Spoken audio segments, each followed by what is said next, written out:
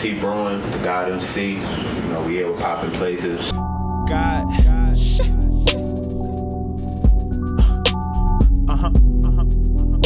This life don't stop for a minute. It's game time. I was born in Bronx, New York.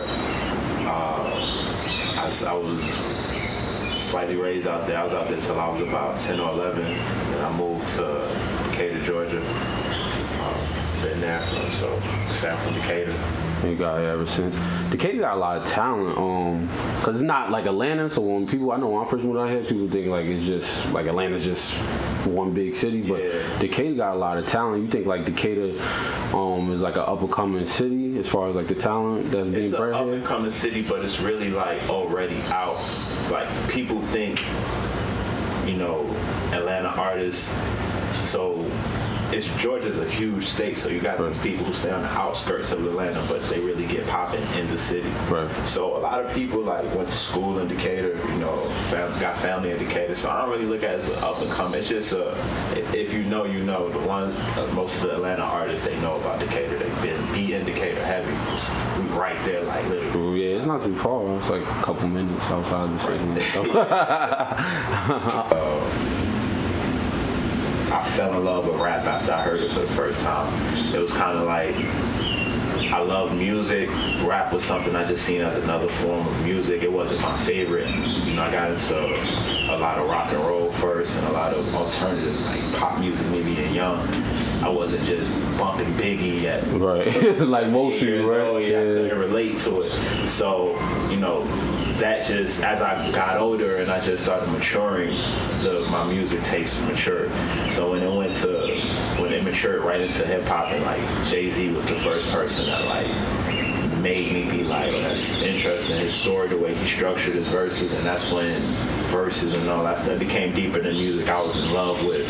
Then I was in love with rap after I fell in love with music. Alright. That's dope, man. That's dope. I want to ask you,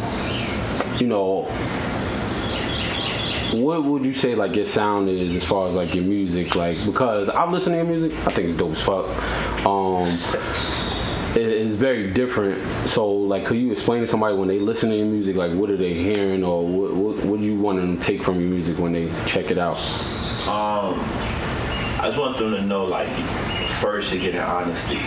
Like, so you get me being vulnerable at times, and just like the average person, you get me boasting at times. But it's a lot of honesty, a lot of hidden messages, but it's not preachy. It's real. Like, I hate when people say like it's real music, but I think when people think real, they think street, they think violence, they think drugs and as other forms. To real. It's a deeper feel, like an emotional feel, to connect with somebody deeper than doing the same drugs or feeling like we killing the same people. Like, I think just my overall perspective on the world is very like broad, and I think that's, I don't really know how to, sonically, I don't know how to describe my sound, but I think my message is what I more so can describe, and I think it's a message of like unity, like for my people, like in general. Like, I'm very big on like the movement and forward thinking of African Americans, and it not just being so this money, drugs, clothes, hoes, that we're deeper than that. Life is deeper than that. Definitely more than that, man. Definitely. In the making, R.I.P. to the homies that ain't let us see me make it, and them bitches that was bougie, now they yakking all basic. And take the title. Oh, the God MC just came from, I think the God MC is probably like my sixth body of work.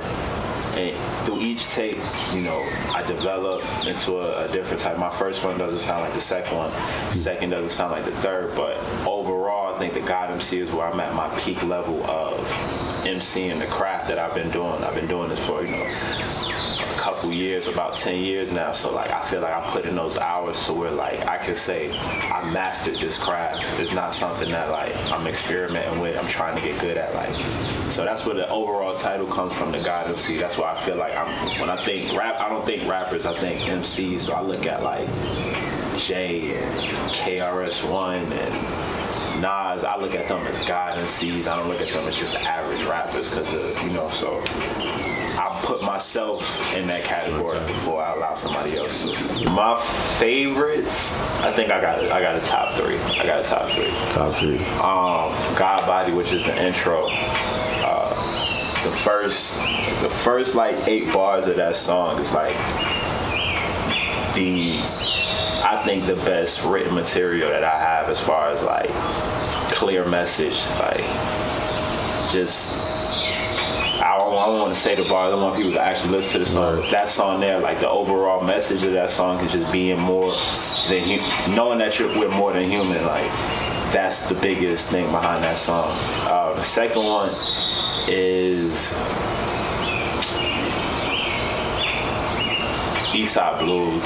My nigga put the world around me. I'm the son, my nigga. Eastside when they ask where I'm from, my nigga. Eastside when they ask where I'm from, my nigga. Yeah.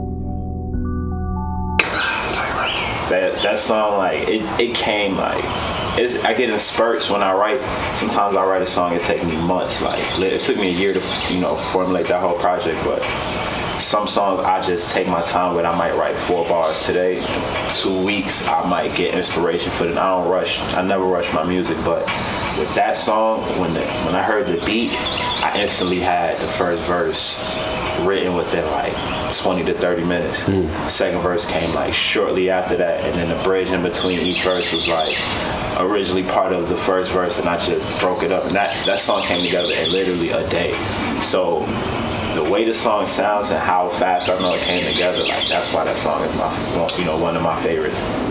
And the third one gotta be Top of the World.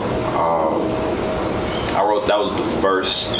That song, when I made the song, I didn't think I was gonna put it on this project. I didn't even know what I was gonna do with that song.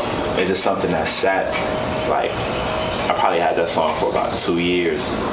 And when I started putting a project together, that's something I went back and I listened to that song, and the feel of like greatness when the beat drops and like it just give me that yay, like that. I was like, okay, this is gonna be how I develop the rest of the project with that song. So people don't even know when they hear the whole song, the whole tape, how important like that song is. It wouldn't be No God MC without that song, because that really inspired the sound and how I composed the rest of the song. My biggest piece of advice is, trust yourself. Like I put myself in a lot of positions to where I depended on a lot of people, but nobody's gonna fight for you as much as you are. Nobody's gonna want you to be as successful as you could want yourself to be. You can't put any type of expectations on nobody else to support you as much as you can support yourself. Like eventually people will see. Like I've been doing it for a minute, and like that don't give up advice that people say all the time, like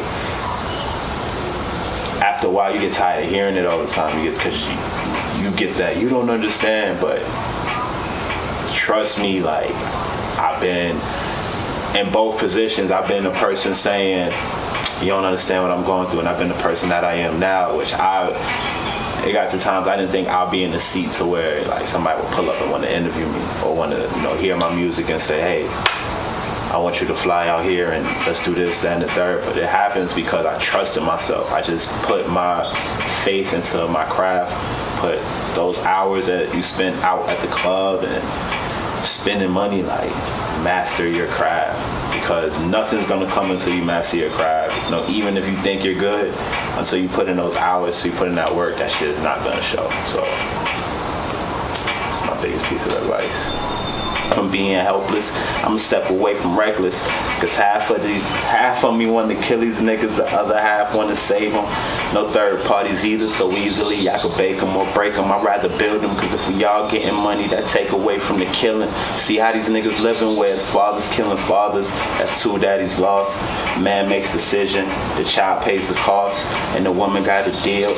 Oh, them scars is permanent, just imagine the feel. It's so motherfucking surreal, man.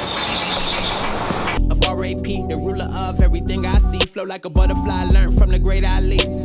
Got me feeling like the great Khali. You can't move me.